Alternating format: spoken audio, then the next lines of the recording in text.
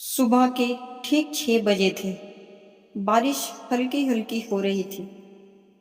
Railway station के platform पर number 3 पर एक लड़की खड़ी थी, भीगी हुई, लेकिन इस बार उसकी आंखों में इंतजार नहीं था। उसमें एक सवाल था कि अब आगे क्या। उसका नाम था सिया। हाथ में वही पुरानी चिट्ठी, लेकिन आज वो उसे बार बार पढ़ नहीं रही थी, बल्कि उसे कस कर पकड़ रखी थी, जैसे वो चिट्ठी अब दर्द नहीं ताकत बन चुकी हो। कुछ महीनों पहले की बात है। उसी प्लेटफॉर्म पर, उसी बारिश में, सिया ने अपने प्यार आरो को हमेशा के लिए खो दिया था। उस दिन वो टूटी थी, इतना कि उसे लगा था अब वो कभी खड़ी नहीं हो पाएगी। लेकिन जिंदगी कभी किसी के जाने के बाद रुकती नहीं है। आरव के जाने के बाद सिया कई दिनों तक अपने कमरे में बंद रही। ना किसी से बात की, ना बाहर गई, और ना ही कोई उसका सपना बाकी रह गया।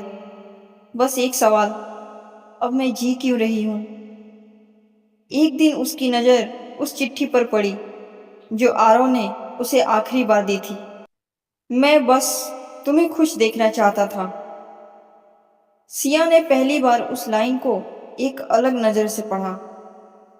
उसने सोचा, अगर वो सच में मुझे खुश देखना चाहता था, तो क्या मैं यूं टूट कर उसे खुश कर रही हूं। उस दिन पहली बार सिया ने खुद से एक सवाल पूछा, क्या मैं अपने दर्द को अपनी ताकत बना सकती हूँ। उसने खुद से कहा, मैं अब नहीं भागूंगी, मैं लड़ूंगी अपनी तकदीर से। उसने अपनी पढ़ाई फिर से शुरू की, जो उसने बीच में छोड़ दी थी। शुरुआत में ध्यान नहीं लगता था, लेकिन वो हर बार थोड़ा थोड़ा कोशिश करती रही। बार बार अपने ध्यान को आरव से हटाकर अपनी पढ़ाई पर लगाती रही। एक दिन सिया एक अस्पताल गई। वहां उसने कई ऐसे लोगों को देखा जो जिंदगी और मौत के बीच लड़ रहे थे। ये बात धीरे धीरे सिया में बदलाव लाना शुरू करने लगे। अगले ही दिन सिया अपने कमरे से बाहर निकली। वैसे बहुत मुश्किल था ये पल। हर चीज में उसे आरव याद आता था, लेकिन इस बार वो भागी नहीं। उसे अचानक आरव की बात याद आई। मैं नहीं चाहता था कि तुम मुझे इस हालत में देखो। उस दिन सिया ने एक फैसला लिया, मैं उन लोगों के लिए कुछ करूंगी जो इस दर्द से गुजर रहे हैं। उसने अस्पताल में वॉलंटियर बनना शुरू किया। वो मरीजों से बात करती, उन्हें हिम्मत देती, उनके परिवार वालों को संभालती। पहले पहले जब वो किसी मरीज को खो देती, तो उसे फिर वही दर्द महसूस होता।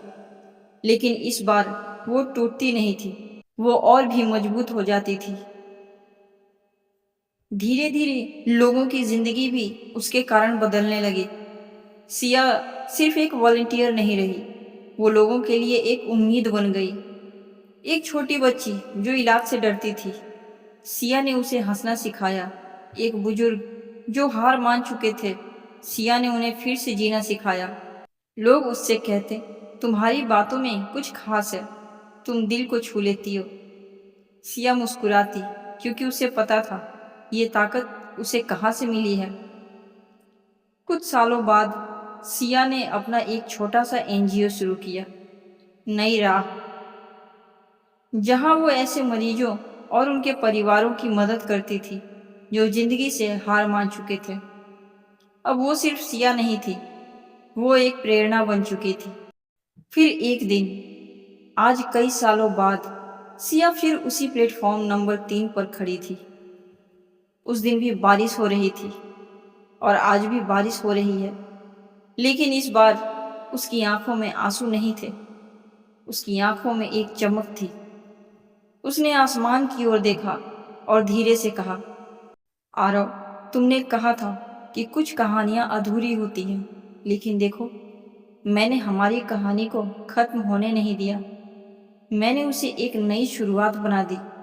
उसने अपनी जेब से एक नई चिट्ठी निकाली। चिट्ठी में लिखा था, आरव, तुमने मुझे छोड़ा नहीं, तुमने तो मुझे बनाया है। तुम्हारे जाने के बाद मैं टूट गई थी, लेकिन उसी पल ने मुझे नया बनाया। आज मैं सिर्फ अपने लिए नहीं जीती, मैं हर उस इंसान के लिए जी रही हूँ जो हार मान चुका है, और ये सब सिर्फ तुम्हारी वजह से।